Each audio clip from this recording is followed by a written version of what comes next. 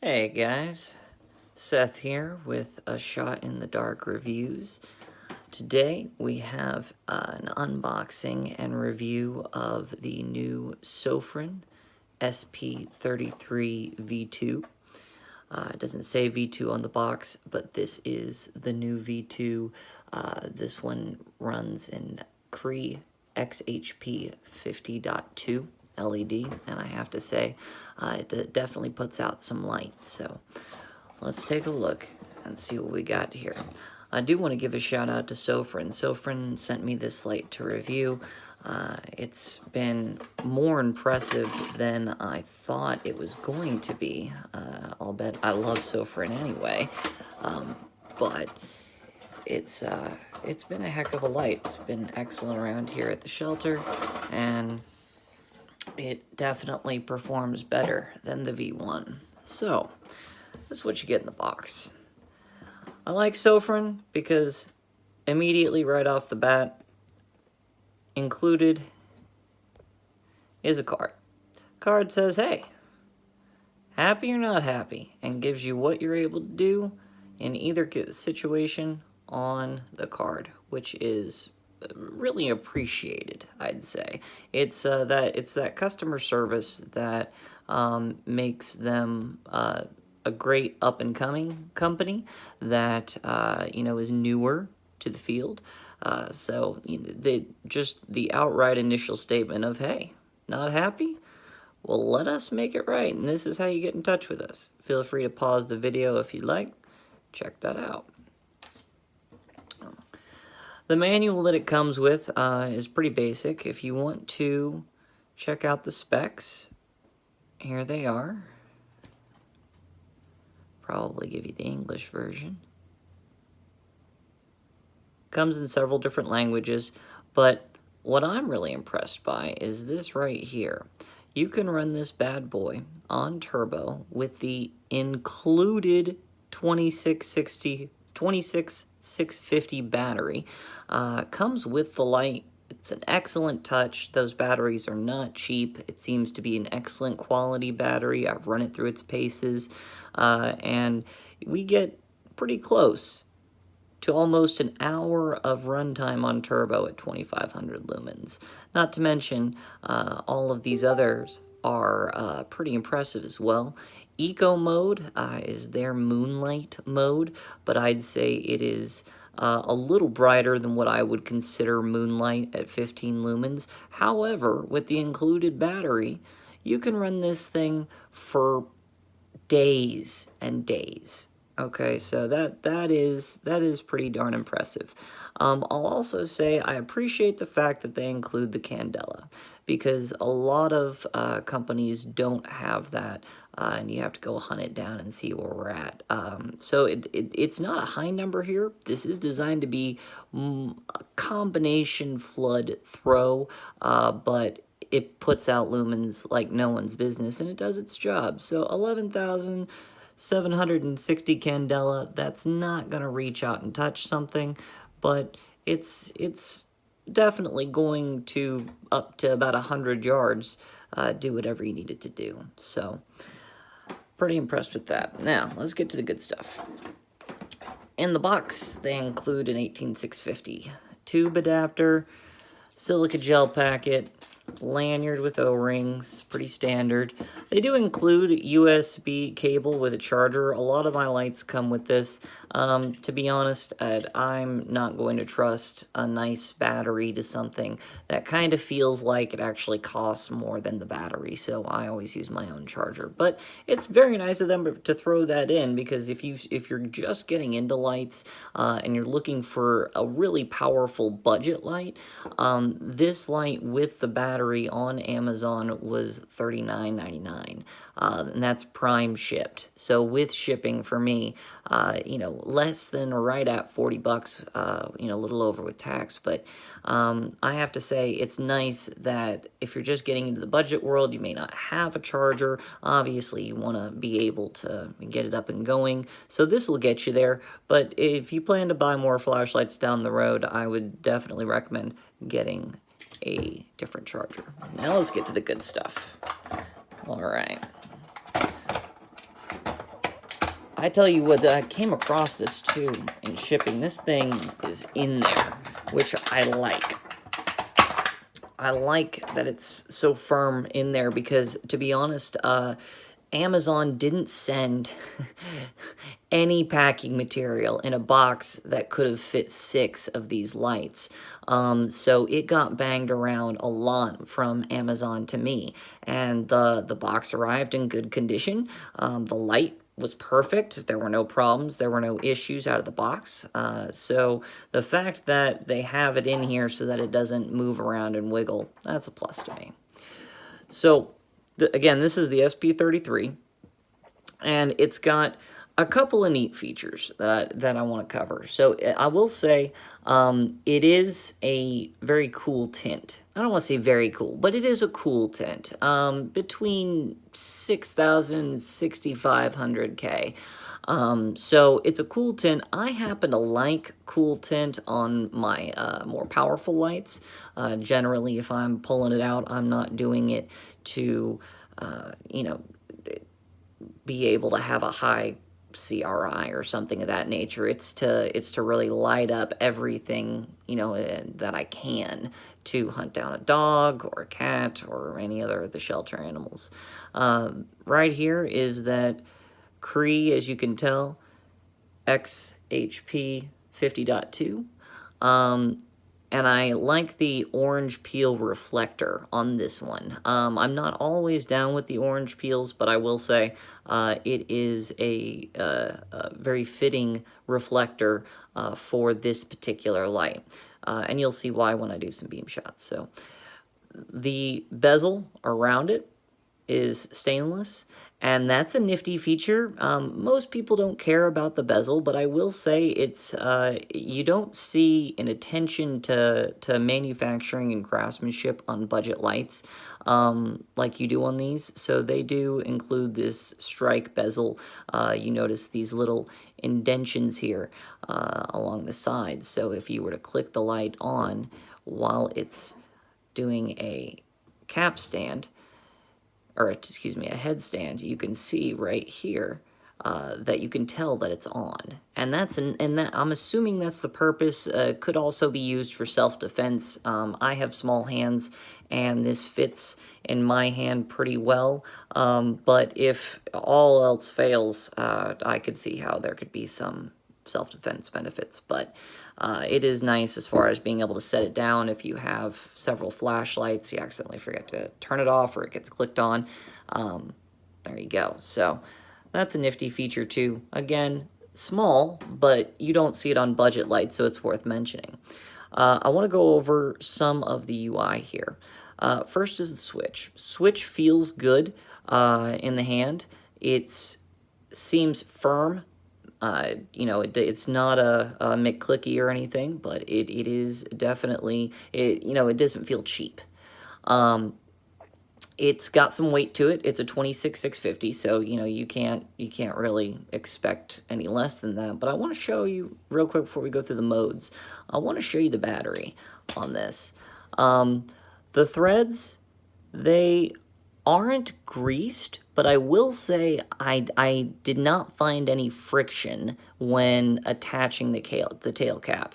It didn't feel gritty or anything of that nature, and it's, you know, I will say that the seal is good with the O-ring, the spring is strong, and when you screw it back in, you just immediately feel that seal engage. It doesn't move around. So yeah, that's a plus, although I would have liked to have seen grease threads, to be honest. Okay, this is the battery that comes with it. It is Sofrin branded, 5500 milliamp. It's high drain, gives you a couple of warnings on it, but I will say this thing gets put through its paces. It definitely gets put through its paces, and so I would compare it I don't know if it's a rewrap or if it's something that comes, from them. I'd imagine it's a rewrap. But at 5,500 milliamps, I'm seeing that kind of runtime in real time use. So this right here, if you were to buy a Keep Power or an eFest at the same or close to this milliamperage, you're going to be paying $12, and that that's a big difference when you're talking about a budget light. So for them to include that battery is one of those things that if you're on the fence about buying a light, because then you have to get a battery for it and a charger, etc., this would push me over the edge and say, hey, it comes with this battery. I would feel completely comfortable using this battery in a D4S or in a Catapult V6, Wowtech A4. I mean, really more of the common 26650 lights that you see out there. So it's a good battery.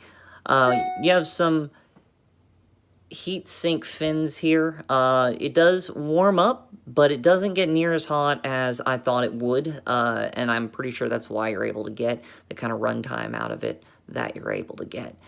So that's a plus. So let's run through these modes here. All right, first we're going to go to Eco Mode. Eco Mode is press and hold. This is pre-programmed UI, and you do not have any options of switching to different modes. The firmware is flashed, and it is what it is. But I will say, I like the mode setup. I like the UI on this.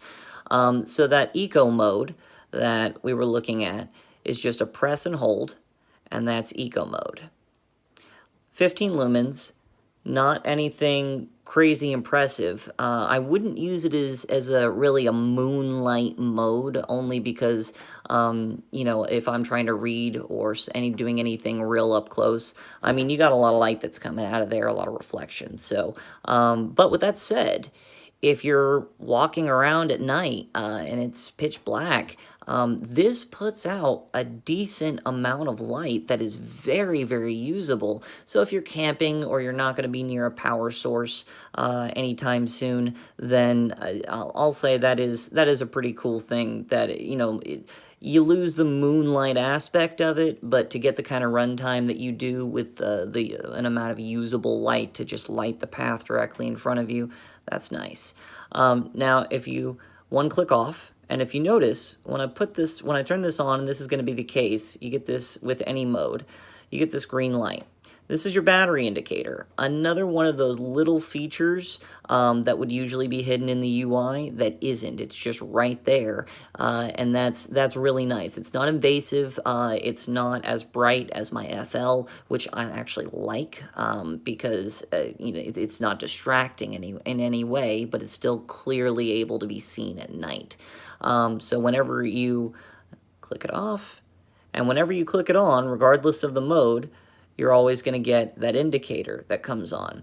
Green means your batteries are good to go. Red means that you're needing to change the batteries or recharge the batteries in the near future, about 50% left. And then when it starts to flash red, at that point, it's replace your batteries or recharge them, ASAP.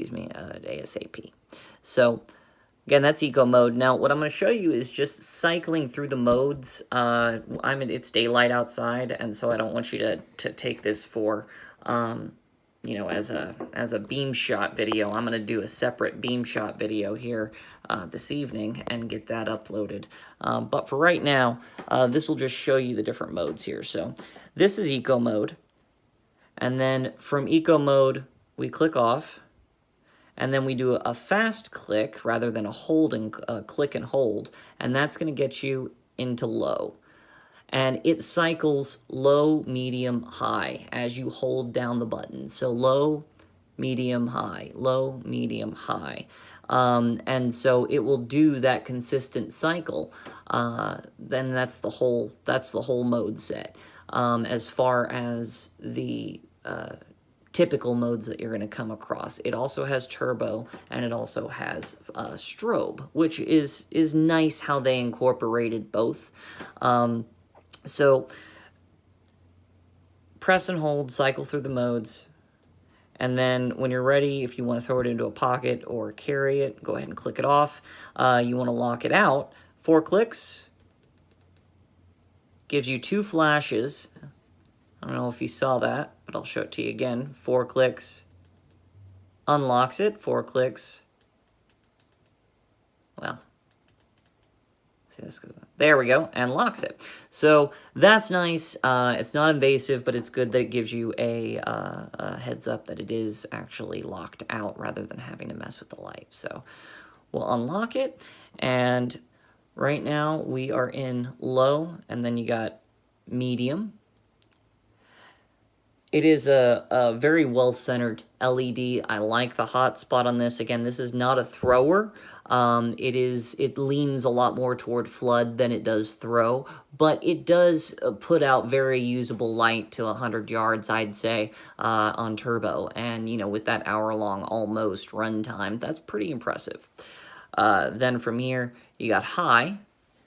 At high, you're sitting at 1,000 lumens. So the runtime on this at high is going to be 1 hour and 17 minutes at high, but that's not bad, you know, obviously, but I will say getting 52 minutes out of 2,500 lumens on turbo versus 1 hour and 17 on high, depending on the application, of course, I'm probably going to be on turbo. So everyone's situation is different, but that's probably going to be how I use this light. So we're going to click that off. Now, to access turbo, that's going to be a double click of the button.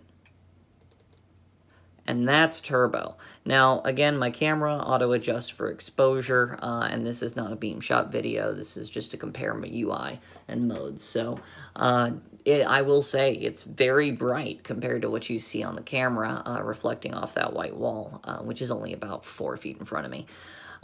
Now, here's the fun part. So to go from turbo to strobe, that's another 2 clicks, and that gives you strobe. And then whether you're in strobe or whether you're in turbo, a single click is going to get it off. So let's say we're in turbo, and then in turbo, you click, and we're good. So that's a cool feature as well. That's a cool feature as well. I kind of like how, you know, a lot of people don't use strobe, and some people are die-hard strobe people. And so I like how they did include strobe, and it's an interesting strobe. It's not just a consistent, you know, flash. It actually changes patterns. It does a very fast strobe for a couple of seconds, and then it moves down to a slightly slower strobe, as you just saw. So again, I don't use strobe mode very often, but if I was to grab a light, go outside, hear a bump in the night, and happen to be presented with a threat of some kind, it's nice that if I'm in strobe, but it's also kind of tucked away, so it's not invasive if you never use strobe, and you just use it for its normal modes. So that's nifty.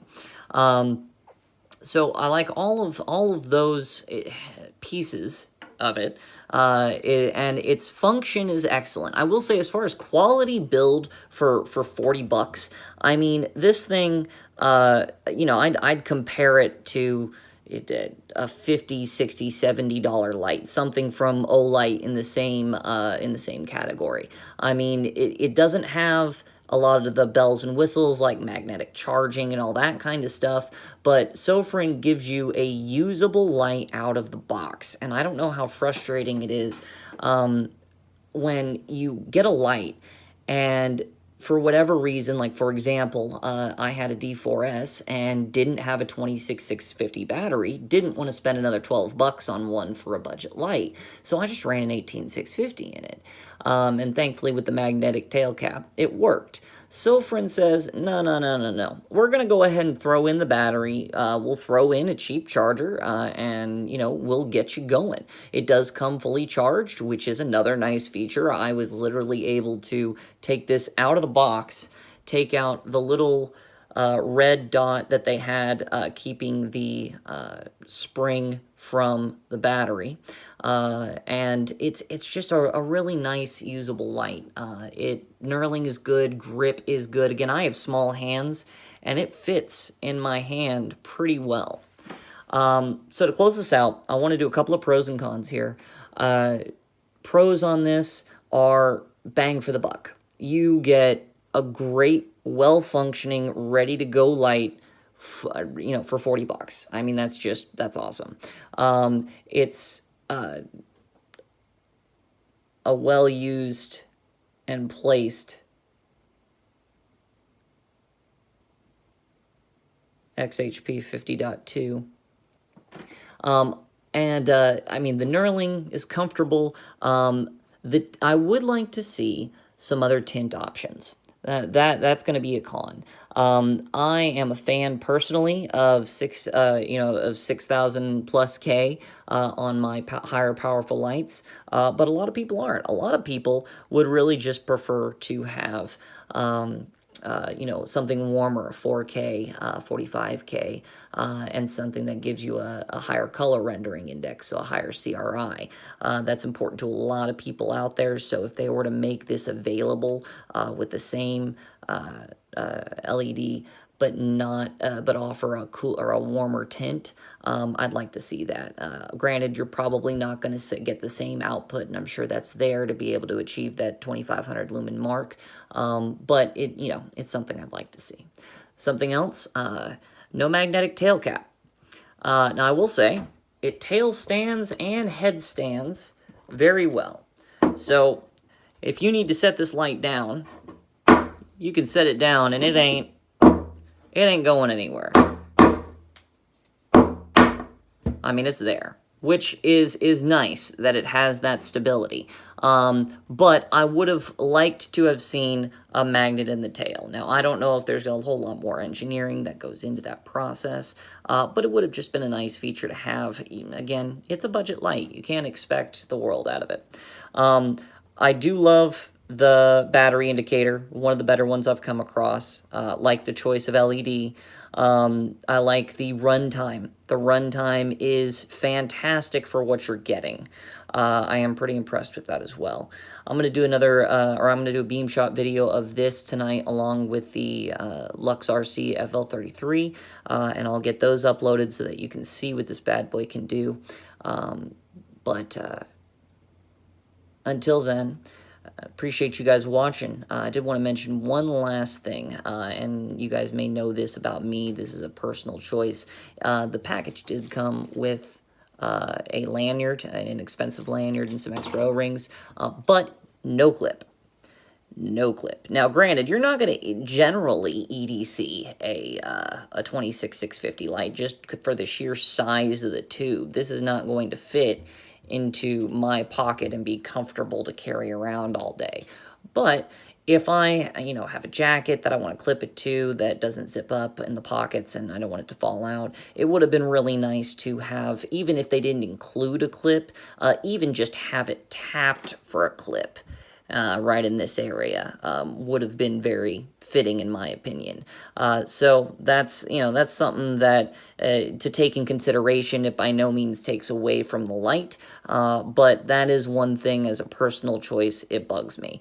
I'm willing to bet you could attach a clip using these lanyard holds here, but I've seen it done on some lights, and I just don't like the look, because you have to bolt these tiny screws on there to accommodate it. Again, budget light, so I'm not complaining, but it is something that I wanted to point out. Otherwise, I mean, it's a great light for what it does, So I appreciate you guys for watching. Go ahead and, if you like the video, go ahead and like it below. Subscribe if you'd like to see more stuff. If you hit the little bell, I'm told you get a ding or a notification when I upload a new video, which is nifty. Otherwise, comment if you have constructive criticism, compliments, anything at all. Start a discussion. I'd love to start a discussion with anyone. So this is the Sofrin SP33. Thanks, guys, and have a bright day.